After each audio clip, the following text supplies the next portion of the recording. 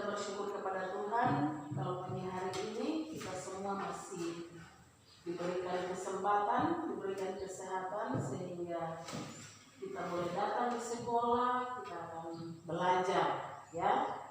Jadi sebelum kita memulaikan pembelajaran kita hari ini, kita akan menyanyi terlebih dahulu, ya. Kita menyanyi lagu Meski Tak Layak Diriku. Silakan buka halaman 26. Lagu Meski Tak Layak Diriku ada di halaman 26. Ya. Anak-anakku yang dikasih oleh Tuhan, kita akan menyanyikan lagu Meski Tak Layak Diriku. 1, 2, 3. Meski tak layak diriku, tetapi karena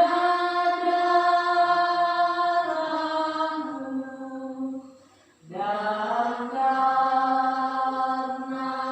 Kau memanggilku, ku datang Yesus padamu. Ayat yang kedua.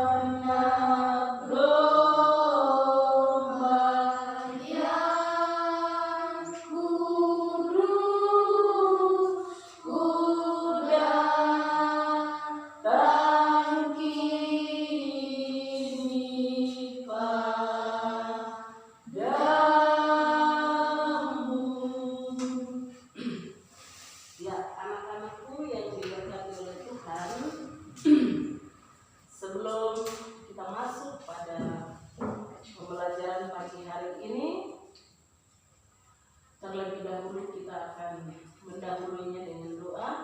Mari kita berdoa. Bapa yang baik, kami mengucap syukur kepadamu kalau pada pagi hari ini Engkau masih memberikan kesempatan lagi kepada kami.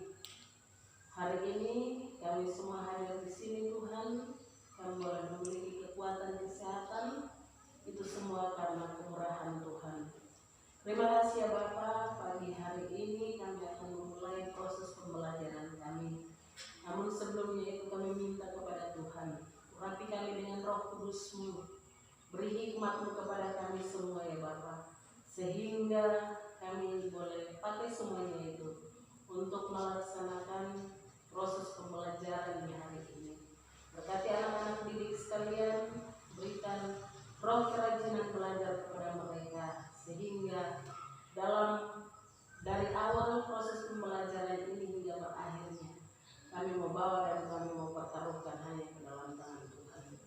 Terima kasih Bapa, inilah doa syukur kami mendatang persembahkan dalam nama Tuhan Yesus Kristus.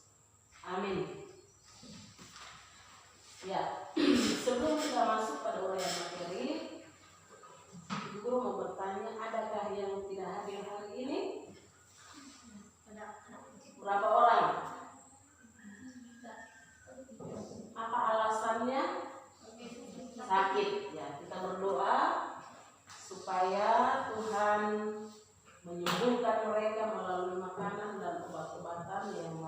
konsumsi. Ya, kita berdoa di lain kesempatan atau minggu depan mereka boleh belajar bersama-sama dengan kita di tempat ini. Baik, semua sudah siap mau ikut pembelajaran pagi hari ini? Sudah? Ya. Sebelum kita mulai dalam uraian materi, guru terlebih dahulu akan membacakan kompetensi inti, ya, kompetensi dasar, ya, dan tujuan pembelajaran.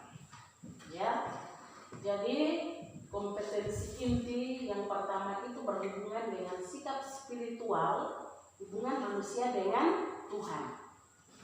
Kompetensi inti yang kedua itu hubungan manusia dengan sesamanya, itu berbicara tentang kompetensi sosial, ya, sosial, hubungan manusia dengan sesamanya. Yang berikut kompetensi inti yang ketiga yaitu tentang pengetahuan. Ya, kalau kamu belajar dinilai itu masuk ke dalam kompetensi inti. Dan kompetensi inti keempat itu tentang keterampilan. Misalnya, ibu guru kasih contoh, kamu disuruh membuat puisi, itu sudah masuk dalam kompetensi inti yang keempat yang berkaitan dengan keterampilan. Atau disuruh membuat clipping, ya, clipping itu juga sudah termasuk dalam keterampilan, ya. Jadi setiap kali kalau ada tugas diberikan dikerjakan karena semuanya itu diberikan penilaian.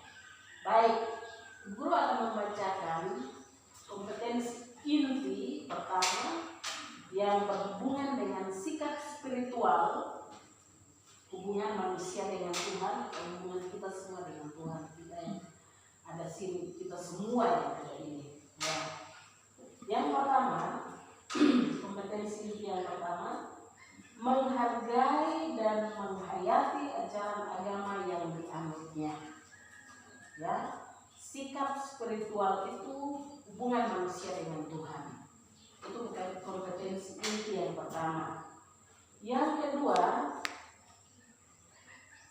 menghargai dan menghayati perilaku jujur, disiplin, tanggung jawab, toleransi, gotong royong, santun, percaya diri dalam berinteraksi secara efektif dengan lingkungan sosial dan alam dalam jangkauan pergaulan dan keberadaannya. Itu masuk dalam sikap spiritual atau kompetensi inti kedua. Nah, kompetensi inti yang ketiga itu berhubungan dengan pengetahuan, penilaian pengetahuan, yaitu memahami dan menerapkan pengetahuan faktual, konseptual, prosedural berdasarkan rasa ingin tahunya tentang ilmu pengetahuan, teknologi, seni budaya terkait fenomena dan kejadian tampak mata. Itu KI ketiga atau kompetensi inti ketiga yang berhubungan dengan penilaian pengetahuan. Dan kompetensi inti yang keempat yaitu mengolah, menyaji, menalar dan dalam ranah konkret, menggunakan, mengurai, merangkai, memodifikasi dan membuat, dan ranah abstrak, menulis, menggambar, menghitung, menggambar dan mengarang, ya, sesuai dengan yang dipelajari di sekolah dan sumber lain yang sama dalam sudut pandang teori. Jadi itu semua kompetensi inti, baik sikap spiritual, sikap sosial, dan pengetahuan dan keterampilan. Ya, itu kompetensi inti yang dibacakan. Sedangkan kompetensi dasar yang kita dicapai dalam pembelajaran dosa dan pertobatan ini, ya, yaitu menerima bahwa hanya Allah yang dapat mengampuni dan menyelamatkan manusia melalui Yesus Kristus. Itu kompetensi dasar yang pertama. Yang kedua, bersedia mengampuni orang lain, ya. Dan yang ketiga, menjelaskan bahwa hanya Allah mengampuni dan menyelamatkan manusia melalui Yesus Kristus. Dan yang keempat, mempraktekkan perilaku rendah hati, peduli dan disiplin sebagai manusia yang telah diselamatkan, ya. Jadi itu yang merupakan kompetensi inti, kompetensi dasar, dan indikator pencapaian yang akan kamu pelajari dalam materi hari ini tentang dosa dan pertobatan. Ya, baik. Untuk melanjutkan materi kita hari ini, sebelum kita masuk dalam materi tentang dosa dan pertobatan, Ibu Guru, kita akan masuk dalam literasi, ya, literasi dalam Kejadian 3 ayat 1 sampai 19, ya. Nanti kamu buka Alkitabnya kalian, ya, nanti dibaca sebagai bahan literasi kita hari ini dalam Kejadian pasal 3 ayat 1 sampai 19. Itu dia bercerita tentang manusia jatuh ke dalam dosa. Ya, baik. Ibu Guru akan membacakan tujuan pembelajaran, ya, akan menyampaikan tujuan pembelajaran yang hendak dicapai dalam materi dosa dan pertobatan hari ini, yaitu yang pertama, melalui pemahaman materi pelajaran, peserta didik dapat menjelaskan arti dosa. Jadi diharapkan setelah kita belajar tentang dosa dan pertobatan ini, kalian bisa dapat menjelaskan apa itu dosa, ya. Itu yang pertama. Yang kedua, dengan menyanyikan lagu Meski Tak Layak Diriku, peserta dapat menghayati pesan lagu tersebut.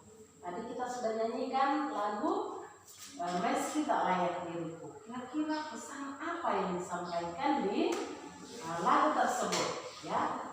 Jadi setelahnya kita belajar tentang materi dosa dan pertobatan ini, kalian bisa melihat pesan apa yang disampaikan melalui lagu Meski Tak Layak Diriku.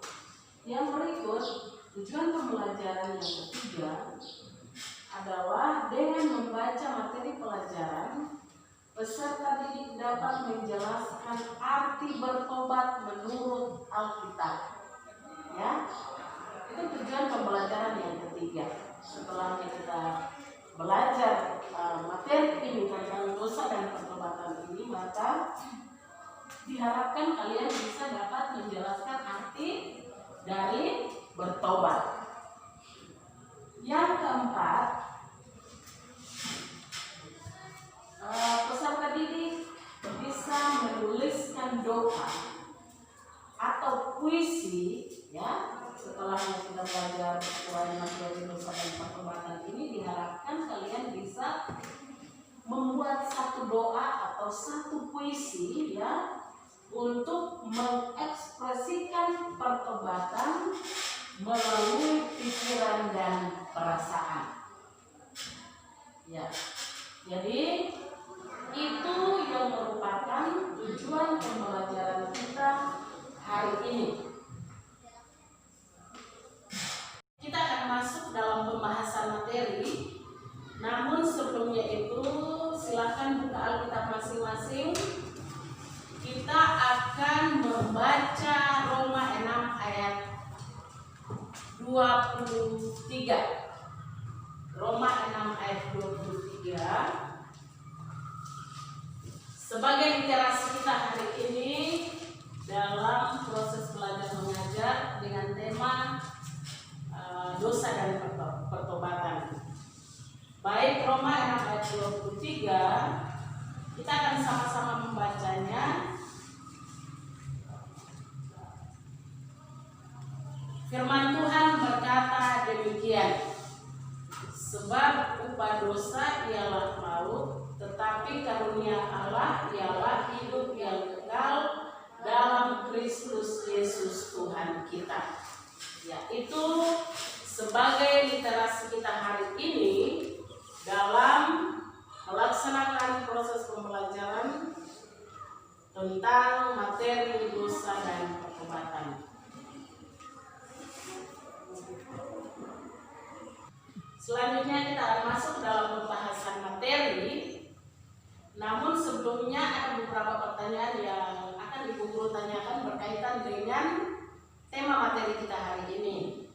Yaitu pertanyaan yang pertama, siapa di antara kalian yang pernah melakukan kesalahan? Ya, Karel. Apa? Kesalahan yang dilakukan Karel adalah tidak membantu orang tua. Masih ada lagi kesalahan yang lain yang dilakukan? Siapa yang? Ya, Irfan. Berbohong. Berbohong seperti apa? Berbohong misalnya apa yang Irfan berbohong seperti apa kebohongannya? Mencuri. Tidak, maksudnya ditanya tetapi tidak mengaku. Masih ada kesalahan yang lain dilakukan? Masih ada?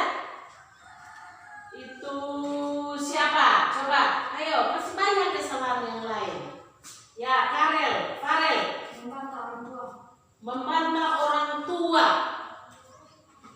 Padahal orang tua bilang, Karel pergi kasih makan babi misalnya, dibantah. Nah, itu merupakan bentuk-bentuk kesalahan yang pernah kalian lakukan. Nah, pertanyaan yang kedua, masih ada lagi pertanyaan yang kedua ya, yaitu apa yang akan dilakukan oleh orang tua ketika kamu melakukan kesalahan, terlebih kesalahan yang dilarang, yang tidak diperbolehkan. Kira-kira apa yang dilakukan oleh orang tua ketika kamu melakukan kesalahan? Coba yang perempuan lagi. Cia. Ditegur, terus dihukum. Betul? Kalau melakukan kesalahan ditegur dan dihukum orang tua? Betul. Siapapun kalau melakukan kesalahan pasti ada ganjarannya. Pasti ada ganjarannya. Nah, jawaban kalian ini berkaitan dengan pertanyaan Ibu Guru yang ketiga juga, bahwa bagaimana tanggapan orang tua ketika kamu melakukan pelanggaran. Nah, tanggapan orang tua pasti dihukum, diberikan ganjaran. Misalnya, kamu tidak boleh keluar-keluar karena hari ini kamu tidak melakukan ini, tugas apa misalnya yang dikasih atau diberikan oleh orang tua untuk dikerjakan. Nah, demikianlah pertanyaan yang Ibu Guru berikan kepada kalian sebagai petunjuk untuk kita memulaikan proses pembelajaran kita hari ini. Anak-anakku yang dikasih dan diberkati oleh Tuhan, kita akan melanjutkan pembelajaran kita tentang dosa dan pertobatan. Nah, Ibu Guru menyampaikan bahwa dosa adalah pemberontakan manusia melawan Allah. Dosa adalah Ibu guru katakan bahwa apa yang orang tua lakukan ketika kamu melakukan kesalahan pasti akan dihukum. Nah, ini juga kalau kita melakukan kesalahan itu termasuk sebuah dosa, ya, sebuah dosa. Nah, dosa adalah pemberontakan manusia melawan Allah, ya, melawan Allah dan kehendaknya. Nah, manusia ingin menjadi sama dengan Allah, ya. Manusia ingin menjadi sama dengan Allah, dan salah satu aspek yang menonjol dari dosa adalah sifat-sifat mementingkan diri sendiri. Nah, ada beberapa sifat yang manusia lakukan dalam mementingkan diri sendiri. Ya, sifat-sifat itu misalnya apa? Sifat mementingkan diri sendiri. Siapa yang tahu? Ayo, agresia misalnya. Egois, mementingkan diri sendiri. Egois itu seperti apa? Seperti apa kalau egois itu memenangi sendiri, tidak mau mengalah. Contoh konkretnya. Misalnya apa? Ayo, siapa yang tahu?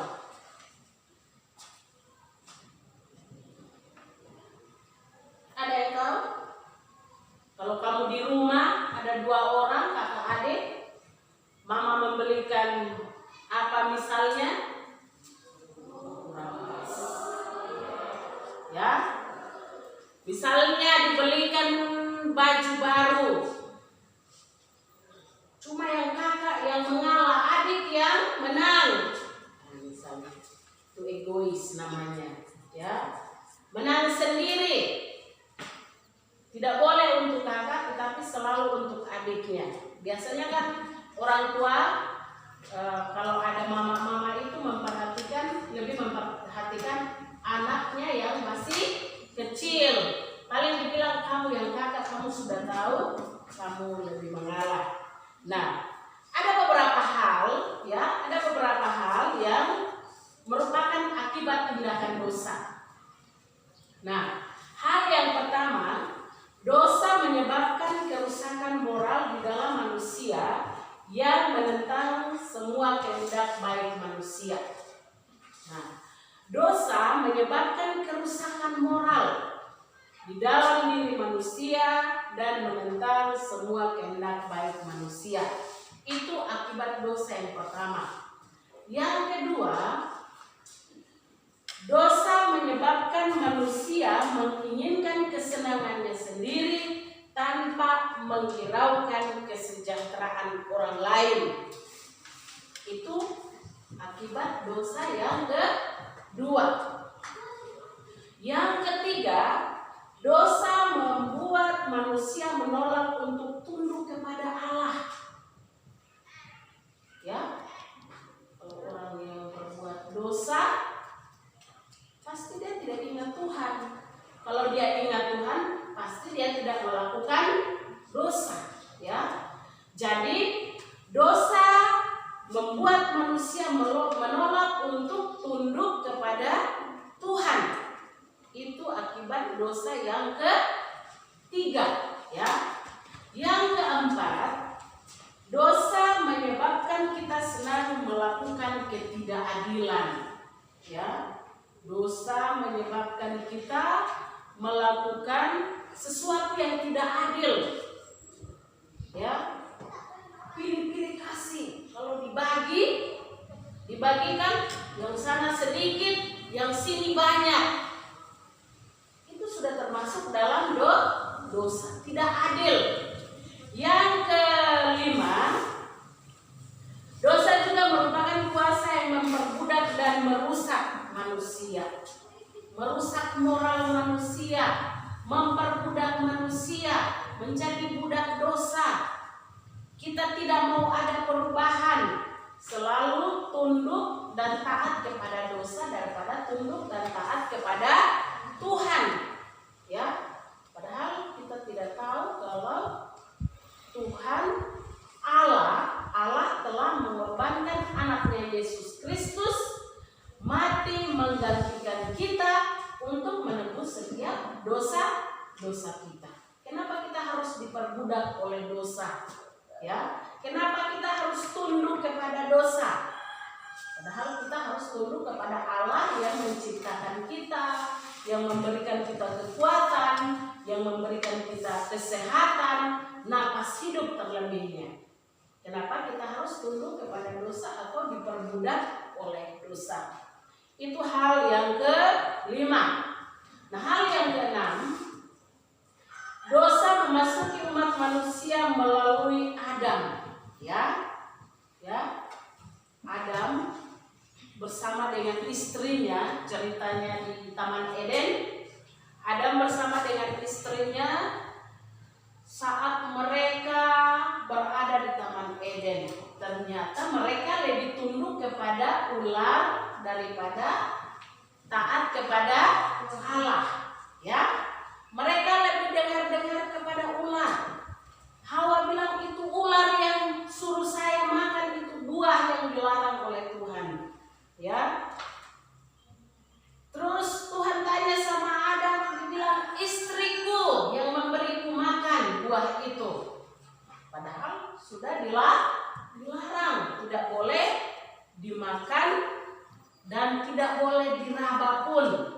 Ya, itu buah tentang pengetahuan yang baik dan yang jahat. Ya, jadi hal yang keenam atau akibat yang keenam itu, dosa memasuki umat manusia melalui Adam. Nah, hal yang keenam ini, ada 6 hal yang menjadi akibat dosa dalam proses belajar kita tentang dosa dan pertobatan. Ya, baik anak-anakku yang dikasihi oleh Tuhan, sebagai kesimpulan dari proses pembelajaran kita tentang dosa dan pertobatan ini, sebagai kesimpulannya ada satu pertanyaan buat kita semua. Ya, apakah manusia mampu membebaskan dirinya dari dosa? Siapa yang bisa menjawabnya? Apakah manusia bisa membebaskan dirinya dari dosa? Siapa? Ayo. Bisa atau tidak? Tidak bisa, ya. Yang jelas manusia tidak bisa membebaskan dirinya dari dosa. Siapa yang bisa menggantikan Tuhan Yesus untuk dipaku di kayu salib? Ada yang mau di sini? Sebagai ganti dosanya, sebagai bayaran karena dia berbuat dosa? Ada yang mau? Tidak ada yang mau. Nah, manusia tidak berdaya dan tidak mampu melepaskan dirinya dari dosa. Ya, sebagai manusia kita tidak berdaya untuk melepaskan diri kita dari dosa, tetapi melalui pengorbanan Yesus Kristus di kayu salib, itu yang mampu untuk membebaskan kita dari dosa dan kesalahan atau pelanggaran-pelanggaran yang kita lakukan selama ini. Ya, seperti yang tadi kamu sebutkan tadi. Pernahkah kamu melakukan kesalahan? Kamu bilang pernah. Kesalahan apa yang kamu lakukan? Misalnya membantah orang tua, ya, seperti yang kamu sebutkan tadi. Nah, itu sudah termasuk dalam dosa. Padahal di hukum kelima dikatakan apa? Hukum Taurat yang kelima? Hormatilah ayahmu dan ibumu supaya lanjut umurmu di tanah yang diberikan Tuhan Allahmu kepadamu. Nah, kalau kita membantah orang tua, berarti kita sudah melanggar hukum Allah. Dan itu sudah termasuk dalam pelanggaran dan dosa. Ya.